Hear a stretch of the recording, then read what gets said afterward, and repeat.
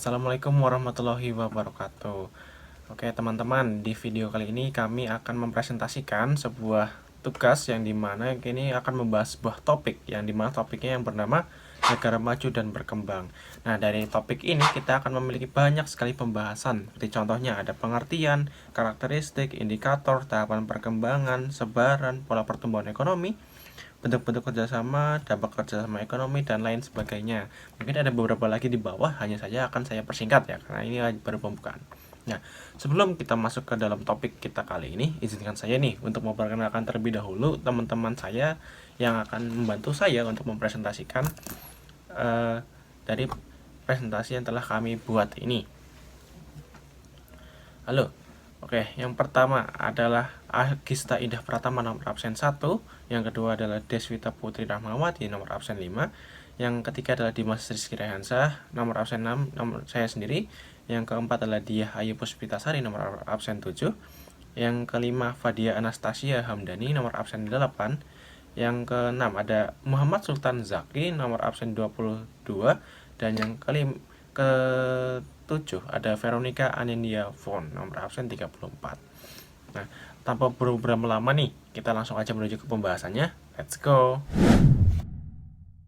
Oke, buat pembahasan yang pertama yaitu pengertian, yang dimana pengertian dan karakteristik yang akan dibawa oleh saya sendiri nih sebagai pembuka dari presentasi kami hari ini. Oke, yang pertama pengertian negara maju dan berkembang. Negara maju adalah negara-negara industri yang sudah berhasil dalam pembangunan di segala bidang, termasuk kelompok negara maju di antara lainnya misal Amerika Serikat dan negara-negara Eropa Barat ya, seperti contoh negara-negara kapitalis lah pokoknya. Lalu, negara berkembang. Negara berkembang atau negara ketiga adalah negara yang baru saja merdeka dari penjajahan negara maju dan dicirikan dengan pelaksanaan pembangunan yang sedang giat-giatnya ya, seperti contohnya pembangunan kayak jalan yang di Papua itu kan sedang di giat-giatnya karena ada suatu timbal balik lah bahasanya. Lalu, kelompoknya negara berkembang adalah kelompok negara-negara yang meliputi negara-negara di Amerika Latin, Afrika, dan Asia kecuali Jepang, Singapura, dan Korea. Nah, kita masuk nih ke karakteristiknya. Oke, karakteristik negara maju ada kurang lebih ada 8. Yang pertama adalah pencari kerja dan lapangan pekerjaan seimbang. Nah, yang kedua adalah mata pencaharian di sektor industri dan jasa. Lalu yang ketiga, komoditas ekspor barang industri. Yang keempat, pendapatan per kapita tinggi. Lalu yang kelima, tingkat pertumbuhan penduduknya juga tinggi. Yang keenam, ada pemanfaatan sumber daya alam secara efisien dan efektif. Jadi, saat kita mempunyai sumber daya alam itu tidak hanya menjual bahan mentahnya, tapi kita juga mengolahnya dan menjualnya lagi gitu bahasanya. Lalu yang ketujuh, ada tingkat kemiskinannya rendah. Jadi, kebanyakan tuh mereka lebih memiliki keuangan lebih tinggi lah bahasanya. Lalu yang kedelapan, jaminan sosialnya itu memadai ya, jaminan sosial. Dan lanjut kita ke karakteristik dari negara berkembang.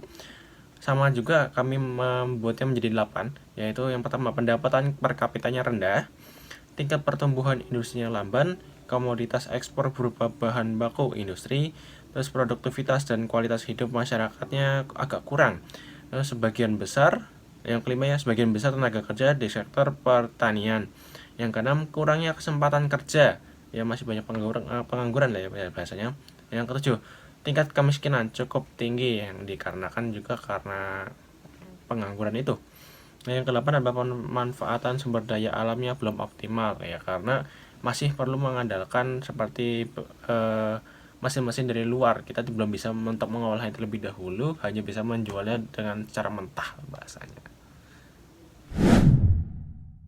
Oke, sekali ini saya akan menjelaskan indikator dari negara maju dan negara berkembang nih.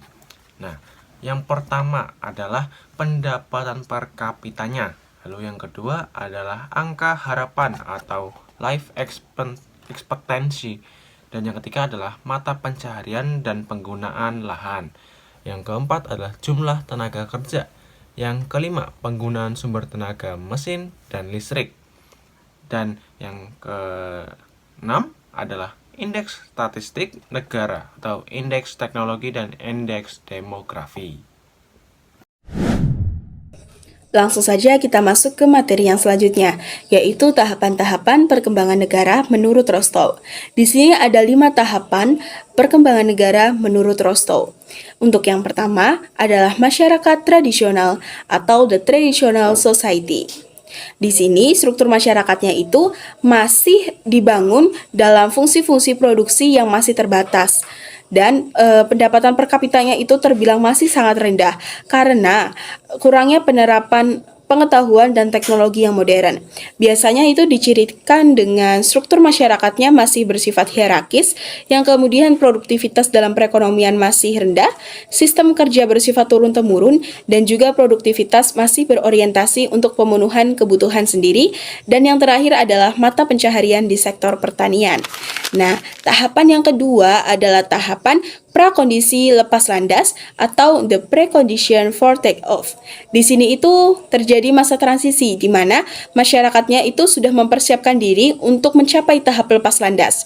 Nah, syaratnya apa? Syaratnya adanya perubahan-perubahan yang mendasar di bidang ekonomi, politik, sosial budaya, dan sistem nilai. Di sini ada 2 jenis ya teman-teman. Yang pertama itu negara-negara yang mengalami perombakan dari masyarakat tradisional menuju masyarakat modern. Ini dicapai oleh negara-negara Eropa, Asia, Afrika, dan Amerika. Nah, untuk yang kedua, negara-negara yang langsung menuju masyarakat modern tanpa banyak merombak masyarakat tradisional karena masyarakatnya itu terdiri atas para imigran yang berasal dari negara yang memang sudah maju. Ini terjadi di Amerika, Kanada, Australia, dan Selandia Baru. Nah, cirinya apa? Cirinya itu masyarakatnya sedang menuju pada perubahan di segala bidang, baik ekonomi, sosial budaya, politik, maupun sistem nilai. Yang kedua, masyarakat masih mengenal teknologi yang lebih produktif, dan masyarakat lebih mengenal lembaga keuangan sebagai tempat menabung, dan juga kegiatan perekonomian bergerak lebih maju. Nah, untuk yang selanjutnya adalah tahap lepas landas atau take off. Nah, di sini itu memasuki masa antara ketika hambatan-hambatan dan rintangan-rintangan terhadap pertumbuhan sudah mulai muncul dan dapat diatasi. Pada tahapan ini, penerapan teknologi dan manajemen modern makin luas dan intensif. Selain itu, terjadi perubahan drastis di bidang sosial maupun politik, serta terciptanya kemajuan ekonomi yang pesat karena inovasi-inovasi dan terbukanya pasar-pasar baru. Nah, cirinya itu biasanya usaha produksi yang dilakukan terus berkembang, kegiatan industri lebih dominan di dalam pertumbuhan ekonomi, pendapatan per kapita terus meningkat, dan juga masa lepas landas biasanya berlangsung dalam kisaran waktu 20 tahun. Oke, yang selanjutnya adalah tahapan gerak menuju kematangan atau kedewasaan, atau biasanya disebut dengan the drive for maturity. Nah, tahap gerak menuju kematangan ini tahap ketika kegiatan ekonomi itu tumbuh terus-menerus dengan teratur dan penggunaan teknologi modern meluas ke seluruh aspek kegiatan perekonomian. Biasanya ini itu cirinya industri modern makin banyak tumbuh dan berkembang, tenaga kerja lebih terdidik, sifat pekerjaan berubah dari pekerjaan kasar yang mengandalkan tenaga menjadi pekerjaan halus yang mengandalkan pikiran, serta masyarakat mulai jenuh dengan kemajuan industri dan mengharapkan sesuatu yang baru. Baik, saya Gisena Pratama, nomor absen 1 akan melanjutkan tahapan perkembangan negara menurut Weber-Rostand, yaitu yang masa konsumsi tinggi. Yang pertama ada perkembangan kegiatan industri ditunjukkan untuk menciptakan barang konsumsi yang tahan lama dan kegiatan jasa. Yang kedua, pendapatan per kapita masyarakat meningkat dengan cepat. Dan yang ketiga, masyarakat mampu membeli barang konsumsi yang melebihi kebutuhan pokok. Yang keempat, barang kebutuhan sekunder dan tersier banyak dibeli oleh masyarakat. Selanjutnya, sebaran negara maju. Yang pertama di benua Eropa yaitu Finlandia, Swedia, Norwegia, Inggris, Irlandia, Denmark, Austria, Prancis, Jerman, Belanda, Italia, Swiss, dan Belgia. Yang kedua ada benua Amerika, yaitu Amerika Serikat dan Kanada. Yang ketiga ada Asia, yaitu Jepang, Singapura, Hong Kong, Korea Selatan. Dan yang keempat ada Australia, yaitu Australia dan Selandia Baru. Selanjutnya, sebaran negara berkembang. Yang pertama ada di benua Amerika, yaitu Amerika Tengah, ada Meksiko, Guatemala, Honduras, El Salvador, Panama, Belize, dan Costa Rica. Yang kedua ada Kepulauan Karibia, yaitu ada Kuba, Haiti, Republik Dominika, dan Jamaika. Dan yang ketiga ada Amerika Selatan, yaitu Bolivia, Ekuador, Brasil, Kolombia, Venezuela, Argentina, Chili, Uruguay, Paraguay, dan Peru. Selanjutnya yaitu benua Afrika. Yang pertama ada Afrika Utara, yaitu Sudan, Aljazair, Libya, Chad, Mesir, Maroko, Sahara Barat, dan Tunisia. Yang kedua ada Afrika Timur, yaitu Ethiopia, Tanzania, Somalia, Madagaskar, Kenya, Zimbabwe, Uganda, Malawi, Burundi, Rwanda, Djibouti, Reunion, Komoro, Mauritius, dan Seychelles. Dan yang ketiga ada Afrika Barat, yaitu Mauritania, Nigeria, Pantai Gading, Burkina Faso, Guinea, Ghana, Senegal, Benin, Sierra Leone, Togo, Guinea, Bissau, Gambia, dan Tanjung Verde. Yang keempat ada Afrika Tengah, yaitu Republik Demokratik Kongo, Angola, Zambia, Republik Afrika Tengah, Kamerun, Kongo, Gabon, Sao Tome, dan Principe. Dan yang kelima ada Afrika Selatan, yaitu Afrika Selatan, Namibia, Mozambik, Botswana, Lesotho, dan Swaziland. Baik, saya Deswita Putri Rahmawati, nomor absen 5, akan menjelaskan tentang sebaran negara berkembang di benua Asia. Nah, di benua Asia ini ada Asia Tengah, yaitu ada Kazakhstan, Uzbekistan, Turkmenistan, Tajikistan, Kirgistan, dan Afghanistan. Kemudian ada Asia Selatan, yaitu Bangladesh, India, Pakistan, Nepal, Bhutan, dan Sri Lanka. Nah, ada di Asia Barat yaitu Irak, Iran, Turki, Arab Saudi, Yaman, Oman, Lebanon, dan Suriah. Kemudian ada Asia Tenggara yaitu Indonesia, Malaysia, Laos, Filipina, Thailand, Myanmar, Kamboja, Vietnam, Brunei Darussalam, dan Timor Leste. Nah, yang terakhir ada Asia Timur yaitu Tiongkok dan Korea Utara. Selanjutnya ada pola pertumbuhan ekonomi. Nah, pola pertumbuhan ekonomi di negara berkembang. Yang pertama, masalah dan prioritas. Masalah yang dihadapi merupakan usaha meningkatkan kualitas sumber daya manusia dan prioritas mengentaskan kemiskinan. Yang kedua, mengutamakan pembangunan ekonomi. Sasaran utama pembangunan ekonomi di sini adalah untuk meningkatkan kesejahteraan masyarakat dan mengembalikan harga diri masyarakat. Selanjutnya ada pola pertumbuhan ekonomi di negara maju. Yang pertama ada pola pembangunan industri padat modal dan berteknologi tinggi. Kemudian yang kedua ada pola perdagangan dan perluasan pasar.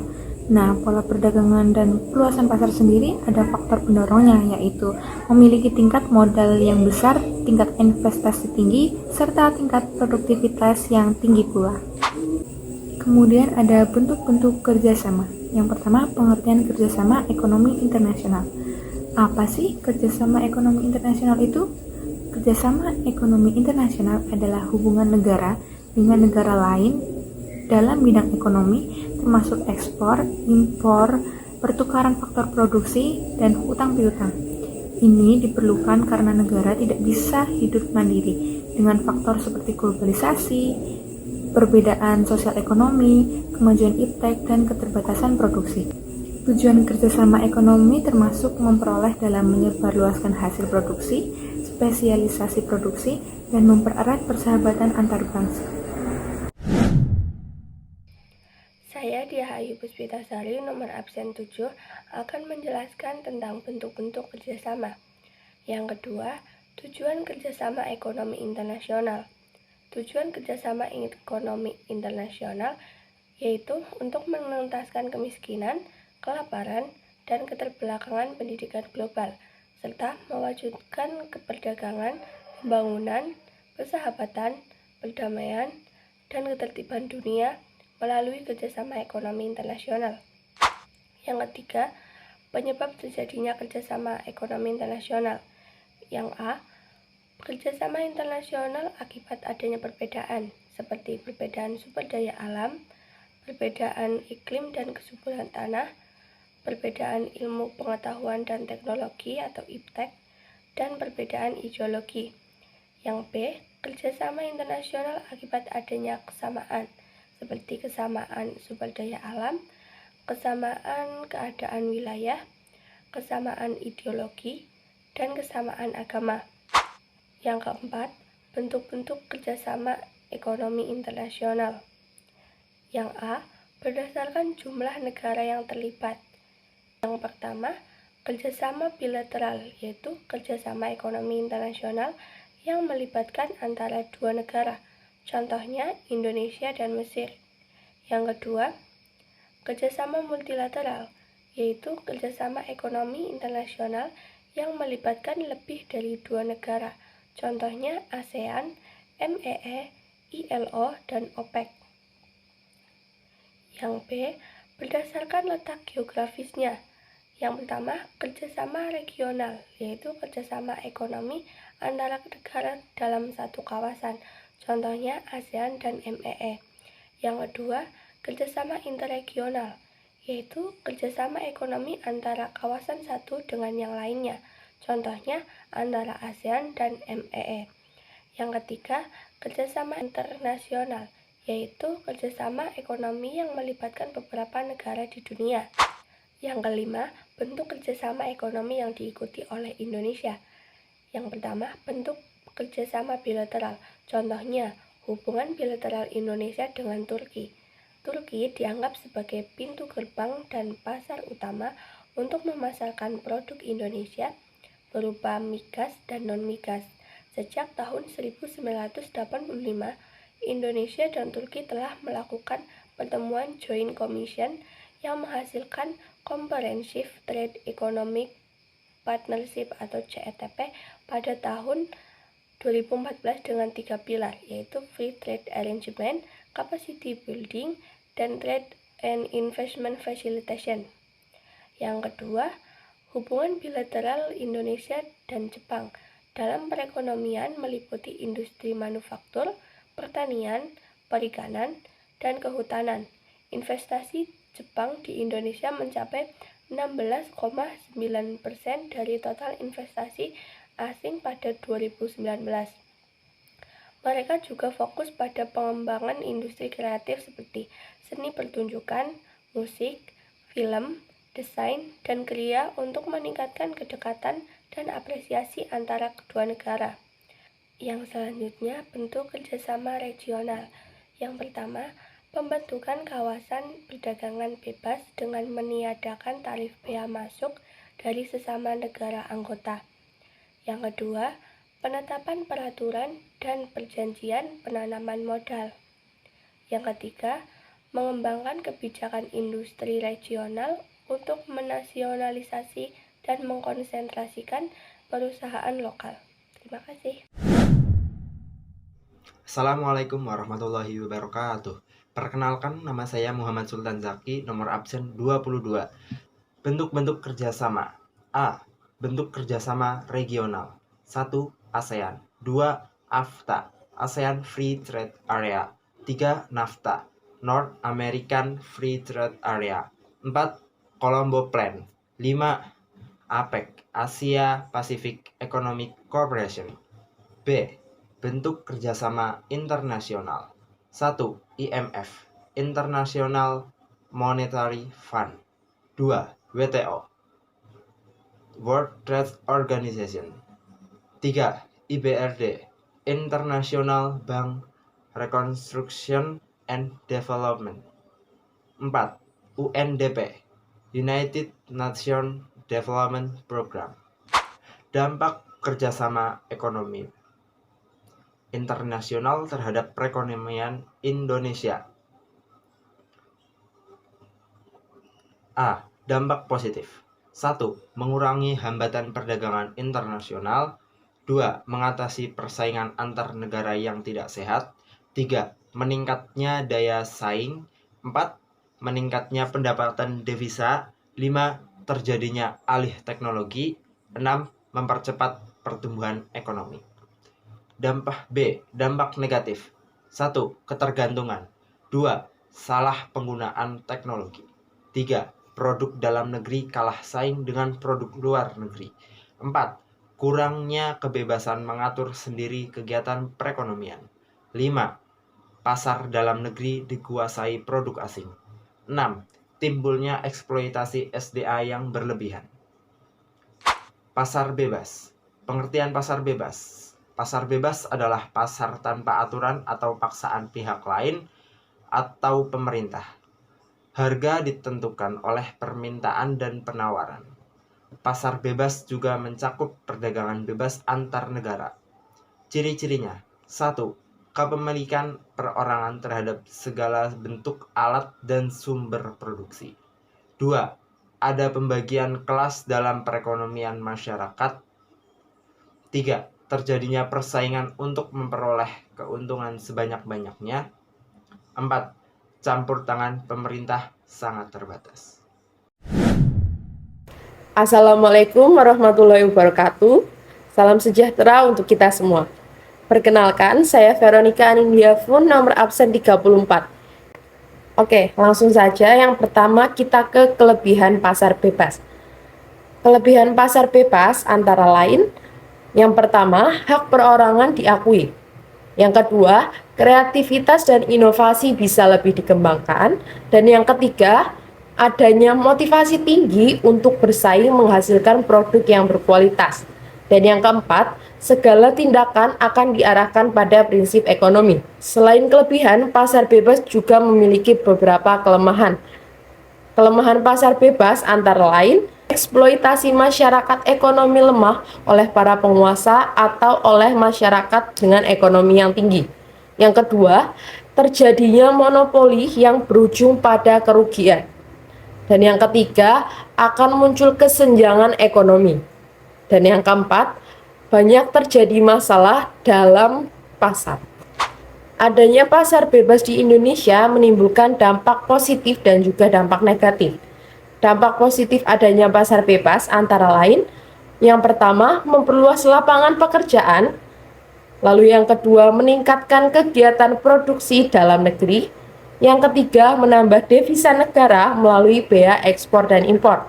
Dan yang keempat, mendorong pertumbuhan ekonomi di Indonesia. Dan yang terakhir, mendorong kemajuan iptek atau ilmu pengetahuan dan teknologi di Indonesia. Lalu, dampak negatif adanya pasar bebas antara lain: yang pertama, barang produksi dalam negeri terganggu karena masuknya barang dari luar negeri yang lebih murah. Dengan adanya pasar bebas, barang-barang yang diproduksi dari dalam negeri akan semakin terdesak karena konsumen lebih memilih untuk membeli barang-barang dari luar negeri yang lebih murah. Akibatnya, barang-barang dari dalam negeri semakin ditinggalkan. Lalu yang kedua, munculnya ketergantungan kepada negara maju. Yang ketiga, terjadinya persaingan-persaingan yang tidak sehat karena adanya perdagangan bebas. Dan yang keempat, akan ada kelangkaan dalam pasar bebas. Selanjutnya, ada upaya-upaya yang dapat dilakukan agar Indonesia bisa menjadi negara maju. Yang pertama, dengan peningkatan pendapatan per kapita. Peningkatan pendapatan per kapita dapat dilakukan dengan cara antara lain: meningkatkan pengelolaan sumber daya alam, meningkatkan kemampuan teknologi agar bisa mengolah sumber daya alam sendiri, lalu ada memperkecil pertambahan penduduk, memperbanyak hasil produksi semua industri, dan juga memperluas lapangan pekerjaan. Ada upaya yang dapat dilakukan dalam bidang pendidikan. Yang pertama, menambah jumlah sekolah hingga ke perguruan tinggi. Yang kedua, menambah jumlah guru di semua jenjang pendidikan. Yang ketiga, melaksanakan program wajib pendidikan dasar selama 9 tahun. Lalu yang keempat, pemberian beasiswa kepada pelajar yang kurang mampu dan kepada pelajar yang berprestasi. Lalu yang kelima, meningkatkan sarana dan prasarana sekolah. Yang keenam, meningkatkan pengetahuan pendidik atau pengajar. Dan yang ketujuh, melakukan penyempurnaan kurikulum sekolah. Selanjutnya ada upaya penguasaan iptek. Yang pertama, peningkatan kualitas penelitian. Yang kedua, pemberian insentif. Yang ketiga, melakukan percepatan ahli teknologi. Dan yang keempat, melakukan penguatan kelembagaan iptek. Dan yang kelima, pemanfaatan sistem inovasi nasional.